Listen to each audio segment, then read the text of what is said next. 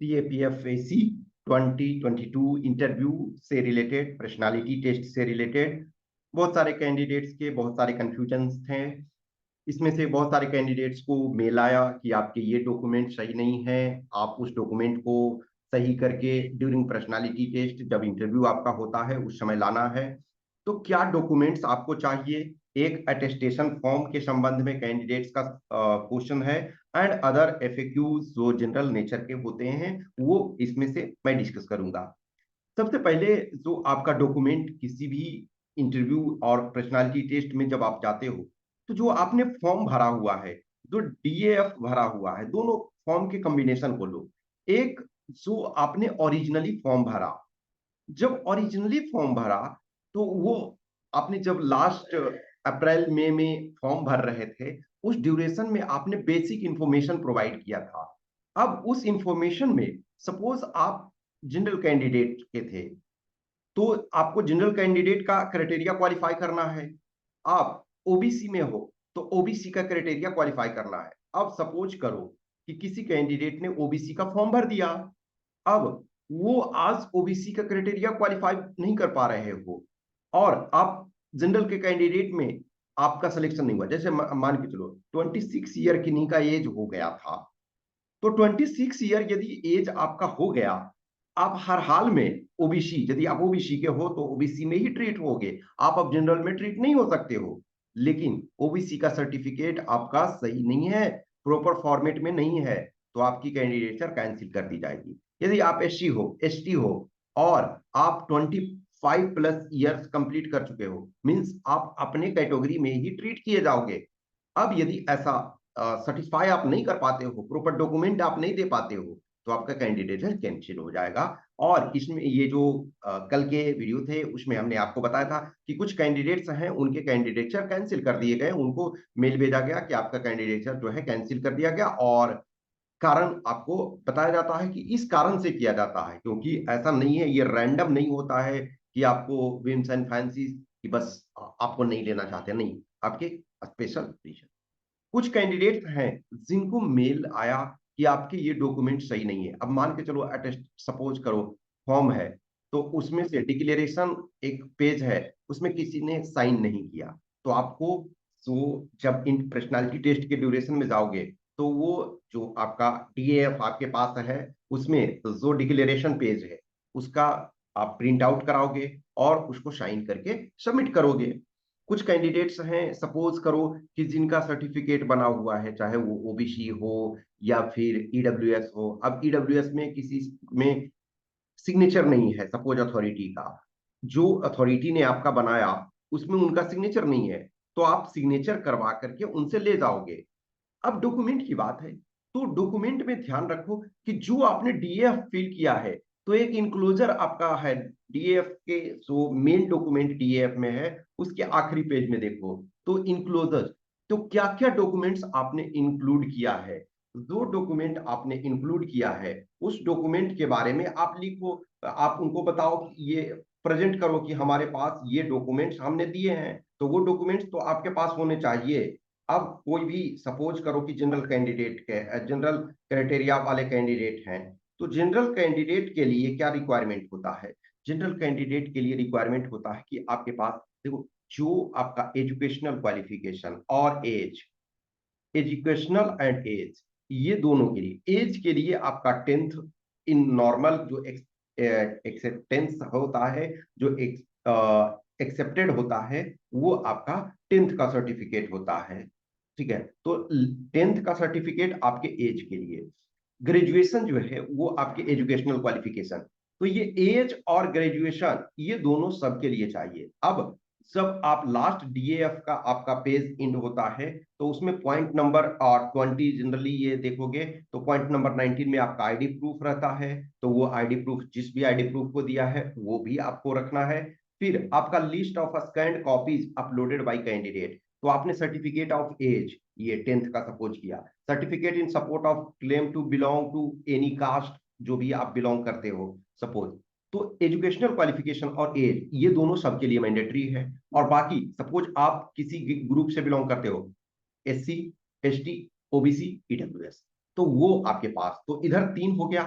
अब कोई कैंडिडेट, यदि आप सेंट्रल गवर्नमेंट के सिविलियन एम्प्लॉय के अंदर आते हो, तो उसके जो जॉब में आप हो, तो आपको एनओसी चाहिए, डिपार्टमेंट से जो एनओसी आपको मिला।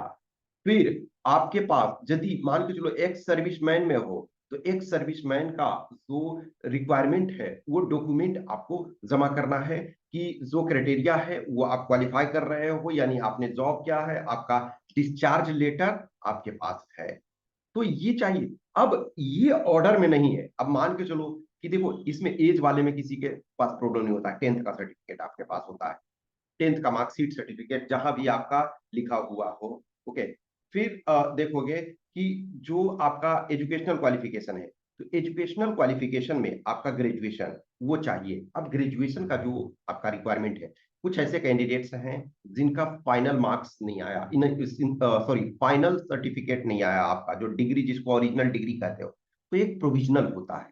तो प्रोविजनल आपने जमा कर दिया, तो आपको आपका कैंडिडेचर ये रहता है, आपको टाइम दिया जाता है इस ड्यूरेशन या जो भी टाइम तक आप ओरिजिनल जमा कर दो, तो इसमें से कोई ये प्रॉब्लम नहीं है, ठीक है। सो आप इसको करो, इन चीजों को। और फिर अब अटेस्टेशन फॉर्म जो होता है, अटेस्टेशन फॉर्म देखो ये वाला आपका है।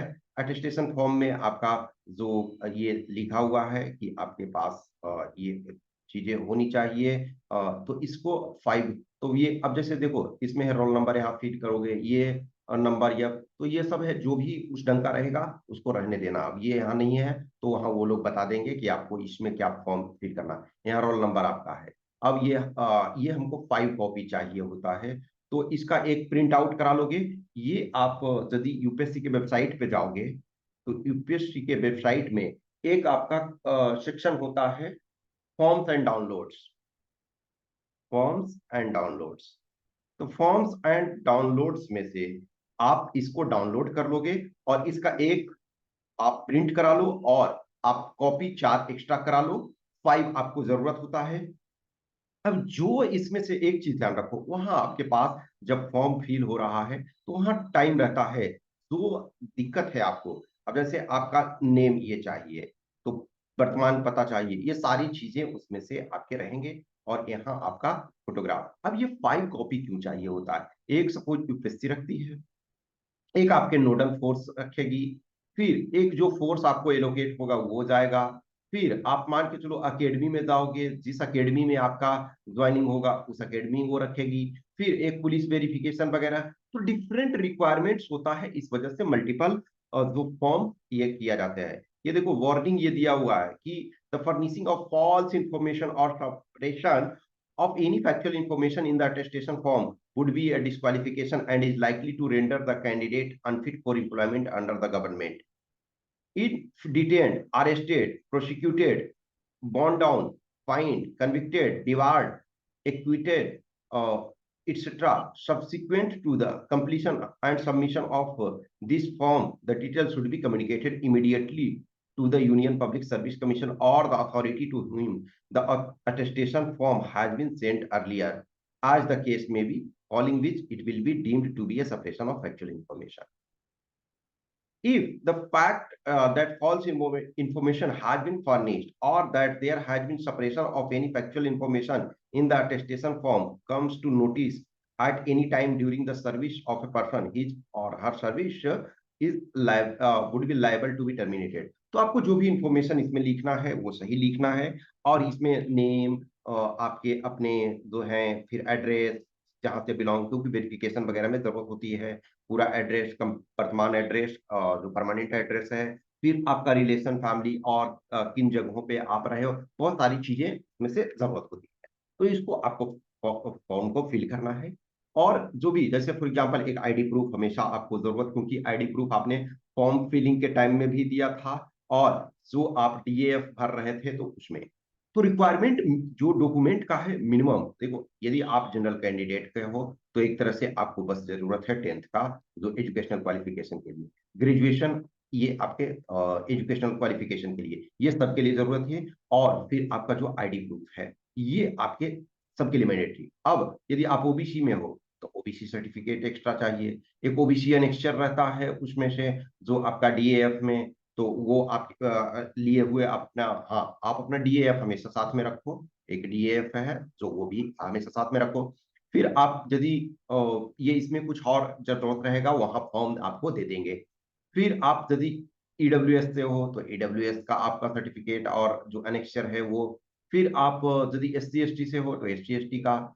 और इफ एनी फॉर एग्जांपल एक सर्विसमैन में हो तो एक सर्विसमैन का आपको देना पड़ेगा। अब मान के चलो कोई OBC भी है, OBC और एक सर्विसमैन, तो आपको OBC का भी देना पड़ेगा, एक सर्विसमैन का भी देना पड़ेगा।